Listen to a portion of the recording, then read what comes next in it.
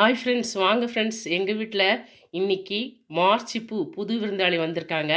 இதை நான் ஸ்பீக்கர் பூ அப்படின்னு சொல்லுவேன். எனக்கு அந்த பேர் தெரியாமல் இருந்தது.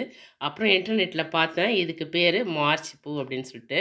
போன வருஷமும் அதுக்கு முன் வருஷமும் பூக்கவே இல்லை. எனக்கே வெறுத்து போயிடுச்சு, அப்படியே விட்டுட்டேன்.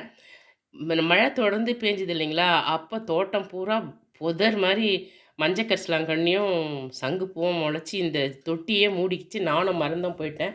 என்னால் தோட்ட வேலை செய்யறதுக்கு நேரமும் இல்லை. இதை கொஞ்சம் கொஞ்சமாக சுத்தம் பண்ணிக்கிட்டே என்ன மாதம் அப்படின்னு யோசிச்சா மார்ச் 10. அடடா, மார்ச் பூவு அப்படின்னு சொல்லிட்டு மடமடன்னு தண்ணி ஊற்ற ஆரம்பித்தேங்க. ஏற்கனவே இருந்த இலையெல்லாம் பார்த்தீங்கன்னாக்கா, இது பாருங்கள், இது மாதிரி காஞ்சிட்டு இருந்துச்சுங்க மொத்தமாக. இதனோட வேர் பார்த்தீங்கன்னா எப்படி இருக்கும்னு தெரியுங்களா? இது பாருங்கள், இதுதான் அதனோட வேர். வெங்காயம் மாதிரியே இருக்குங்க. அந்த வெங்காயத்தை எடுத்து வேறு ஒன்றுத்தில் நட்டோம்னா புதிய செடி உற்பத்தி ஆகிடுங்க. சாமிக்கு வச்சுருக்கேன், 3 நாள் வரைக்கும் வாடாமல் இருக்கும்.